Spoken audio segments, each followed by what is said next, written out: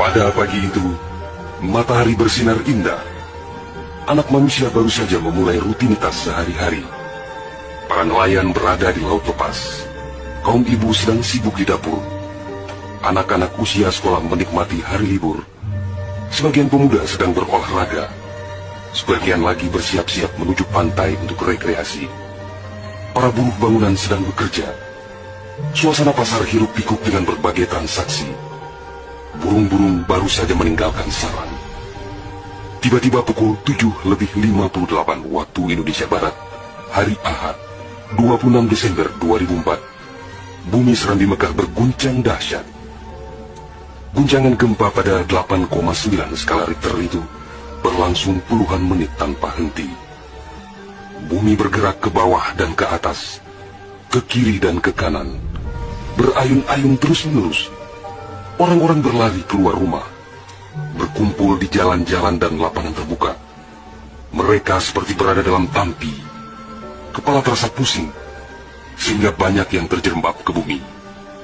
Suara azan Allahu Akbar berkumandang dari menara-menara masjid dan menasa. Suara zikir pun membahana di mana-mana. Jutaan mulut manusia melafazkan asma Allah dan Rasulullah secara terus-menerus.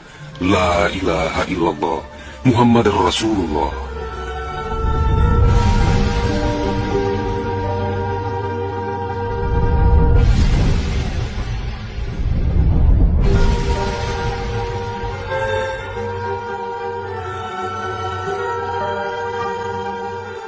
Seusai gempa dahsyat itu, sebagian orang pergi untuk melihat-lihat situasi, karena terbetik kabar bahwa di tempat tertentu ada bangunan yang rubuh, ada tanah yang terbelah, dan ada pula rumah yang ditelan bumi.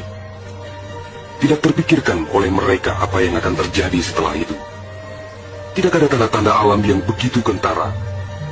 Tidak ada yang mampu menafsirkan dan menduga sebentar lagi akan terjadi bencana maha dahsyat yang meluluh lantakkan permukiman penduduk sepanjang pesisir Aceh. Tidak ada pula yang mampu menerjemahkan berbagai firasat atas pusaran nasib yang bakal menimpa tanah rencong. Juga hampir tidak ada yang memahami tanda alam, manakala air laut surut beberapa ratus meter. Orang-orang di pesisir pantai tampak asyik mengumpulkan ikan yang menggelbar-gelbar. Bahkan air sungai pun mengering. Namun tidak ada yang dapat membaca tanda-tanda itu. Mereka seakan melupakan gempa yang baru berlalu.